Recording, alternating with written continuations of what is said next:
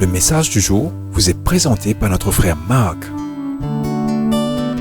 Salut chers bien-aimés de notre Père Céleste. Nous poursuivons aujourd'hui notre message intitulé « Jésus, l'observateur et le juge des actions humaines ». Notre référence biblique se trouve dans Marc 12, versets 41 à 44.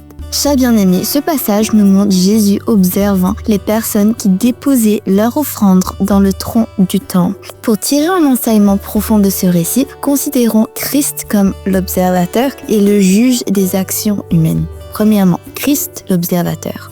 Premier point, il observe tous les hommes et toutes choses.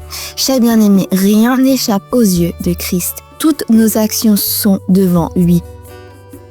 Ce que nous faisons en public comme ce que nous faisons en privé lui est parfaitement connu. Voir 2 Chroniques 16, 9. Aucune pensée, aucun geste, aucune intention n'est cachée à son regard.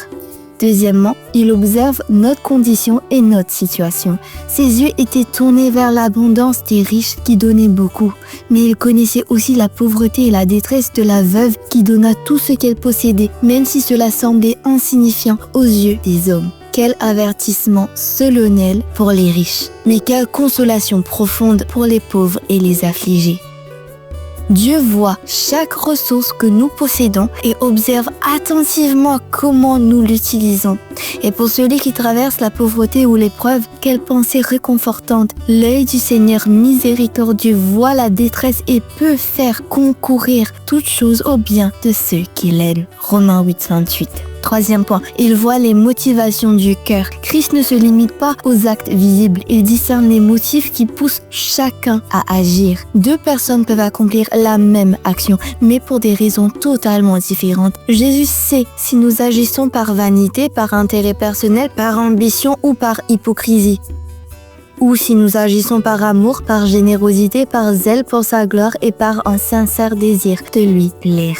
Quatrièmement, il observe les circonstances de nos actions. Il voit si nous agissons avec soin ou négligence, avec empressement ou à contre-cœur, avec joie ou avec résistance intérieure. Rien n'est superficiel à ses yeux. 5e point, il observe le jugement que nous portons sur nous-mêmes. Il voit si nous nous estimons supérieurs à cause de ce que nous avons fait, si nous aimons en parler, si nous nous attardons sur nos efforts, nos sacrifices ou nos succès.